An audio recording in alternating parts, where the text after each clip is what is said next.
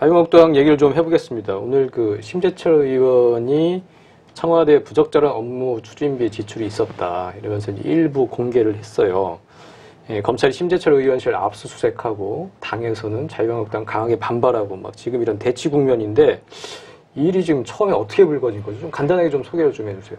네, 국감을 앞두고 각 의원실에서는 자료를 좀 받아보지 않습니까? 네네. 예를 들어 기재위의 재정정보 시스템 같은 것을 이렇게 뒤지면서 그 국회의원실마다 아이디를 주는데 네. 그 아이디로 볼 수 있는 권한에 따라서 자료를 받게 돼 있습니다. 국회 기재위원이니까 심재철 그렇죠. 의원이. 네. 네. 그런데 이번에 자료를 심재철 의원실의 설명에 따르면 자료를 확인하기 위해서 아이디로 로그인하는 과정에서 약간 그 에러 같은 게 발생을 하면서 네. 폴더가 원래는 열려있지 않은 폴더겠지만 어쨌든 접근이 가능한 폴더가 열렸다고 합니다. 거기에 보니까 청와대와 각 정부 부처의 업무 추진비가 오픈이 돼 있었다고 해요. 네. 원래 이 정보는 각 부처나 예를 들어 청와대 쪽에 감사하는 사람들이 볼 수 있게끔 그쪽에만 열려야 되는 자료인데 무슨 이유인지는 모르겠지만 해킹은 아니라고 지금 심재철 의원실이 말을 하고 있으니까요. 열려서 그 자료에 접근할 수 있게 됐다고 합니다. 그래서 심재철 의원실이 그 자료를 가지고 국감에서 질의를 할 수 있도록 뭔가 작업을 하고 있었던 중이었던 것 같아요. 일부 언론사와 함께 아마 국감 질의 자료를 만들고 있지 않았을까 함께. 네. 언론사에서는 단독으로 터뜨리고 의원실에서는 자료를 보조하는 식으로 많이 네. 협조를 하거든요. 그런 상황에서 그 사실을 기재부 쪽에서 알아챈 것 같습니다. 그래서 이 자료를 다시 돌려달라고 공문을 금요일 밤에 보냈다고 해요. 그리고 나서 주말이 끝나고 바로 압수수색이 들어온 거죠. 그래서 심재철 의원실에서는 굉장히 좀 당황을 했다고 합니다. 이게 과연 압수수색까지 들어올 일이냐. 자료가 애초에 오픈됐던 것은 관리하는 쪽의 책임이 아니냐. 이렇게 얘기를 하고 있어요. 네. 그 오늘 발표를 했어요. 부적절한 업무 추진비 집행이 있었다. 어떤 내용이죠? 네, 재정정보 시스템을 2017년 5월부터 2018년 8월까지 살펴본 결과 청와대 업무 추진비에서 좀 문제점이 있는 사안이 발견됐다. 이렇게 네. 심재철 의원이 오늘 보도자료를 냈습니다. 27일이죠. 특히 심야 시간 및 주말에 부적절한 사용이 있었다. 23시, 그러니까 밤 11시 이후 심야 시간에 사용한 건수가 231건, 그 다음에 법정 공휴일이나 토요일, 일요일에 사용된 지출 건수가 1611건이나 있었다는 건데요. 정부의 예산 및 기금 운용 계획 집행 지침을 보면 심야 시간이나 법정 공휴일, 토, 일요일에는 사용할 수 없게 돼 있다는 겁니다. 네. 그 다음에 업무와 연관성 없는 주점에서 사용되는 건들도 꽤 많았다. 236건이네요. 역시 업무 추진비가 이렇게 사적 용도로 쓰이면 안 되는 거 아니야. 사적 용도로 의심을 하고 있는 거죠. 사적 용도라고 확정은 할 수는 없지만 예를 들어 비어라든지 호프, 맥주, 뭐 와인바, 이자카야 이런 식의 상호가 들어간 곳에서 결제된 금액들이 있었다고 합니다. 이런 부분에 대해서 청와대도 해명이 나왔죠. 네, 청와대에서는 청와대가 심야 시간이든 뭐 주말이든 24시간 휴무 없이 돌아가는 이런 조직이다 보니까 업무 추진비를 그때 쓸 수도 있다 이렇게 해명을 내놨는데요.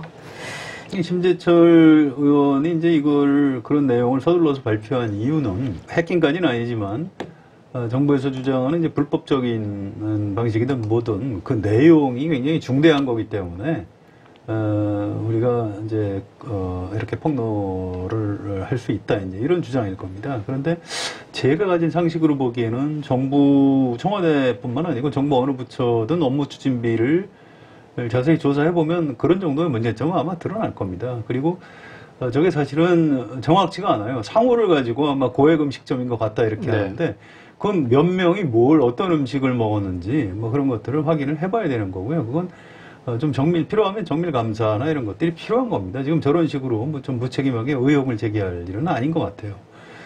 저는 이렇게 생각합니다. 과거에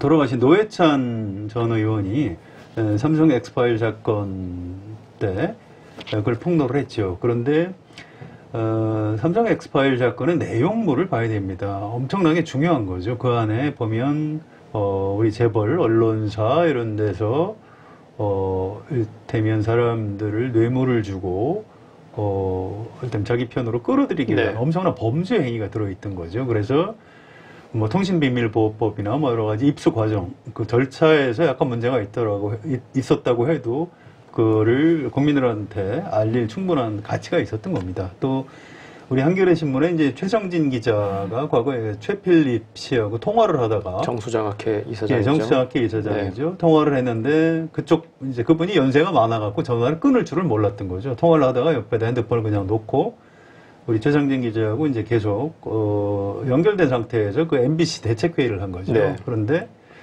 정수장학회 이사장이 MBC를 어떻게 자기들 박근혜 대통령 편으로 계속 유지시킬 것인가 대책회의를 하는 굉장히 중대한 내용이기 때문에 한겨레 신문에서 보도를 했던 겁니다. 근데 지금 심재철 의원이 주장하는 대로 과연 이번 청와대 업무 추진비 사용 내역이 뭐 문제가 있다고 그러는데 제가 보기에는 글쎄요 문제가 있는지 잘 모르겠고요. 겨우 이 정도를 가지고 정부에서 돌려달라고 그럴 때 돌려주고 말 것이지.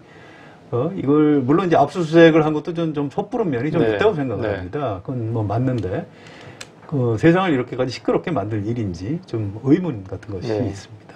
그러니까 심재철 의원이 혹시 갖고 있는 게 더 있는지 아니면 오늘 공개한 수준인 건지 거기서 정말로 이게 국민의 알 권리 차원에서 이렇게 공방을 벌일 만한 사안인지 뭐 이게 다 판명이 날 것 그렇습니다. 같습니다. 전 지금까지 드러난 걸로는 그럴 만한 좀 가치 인정하기 좀 어렵습니다. 예, 그런 것 같고요. 좀 지켜봐야 될 것 같고. 근데 이제 자유한국당 쪽의 항변도 이해가 되는 게 업무 추진비는 당연히 국민의 알 권리라고 주장을 하고 있고요.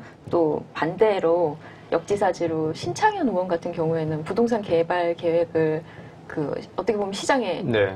공개해버린 셈이 사전에 되지 다 않았습니까? 공개해버렸죠. 예. 네. 그런데 이 경우에 신창현 의원실은 아무런 처벌을 받지 않고 있고 뭐 압수수색도 들어오지 않았는데 왜 야당에만 이런 것을 하느냐, 야당 탄압 아니냐. 네. 오늘은 문희상 국회의장실까지 찾아가서 왜 의원실 압수수색을 허가해 주었느냐고 따지는 일도 있었는데요. 그런 면에서는 약간 좀 뭐라고 대답할 말이 없지 않을까요? 그러니까 우리 법원에서 압수수색 영장 법원 내부의 양승태 대법원의 문제점에 대해서 뭔가 검찰에서 수사상 필요에 의해서 청구하는 압수수색 영장 다 기각하면서 이것만 쉽게 이렇게 내줬기 때문에 어떤 사법부와 어떤 입법부의 관계 그런 측면에서 보면 적절하지 않은 측면이 있는 건 사실입니다. 그렇지만 또 자유한국당 주장대로 이게 진짜 야당 탄압이냐 뭐 그런 것 같지는 않아요. 겨우 뭐 업무 추진비를 좀 청와대에서 함부로 쓴 것 같다. 이 정도가 그렇게 그 자료를 좀 불법적으로 받은 자료를 돌려주지 않을 정도로 중대한 일인가요? 아직 좀 납득하기 어렵습니다. 네. 조금 더 자료, 조금 더 기다려 봐야 될 것 같고요.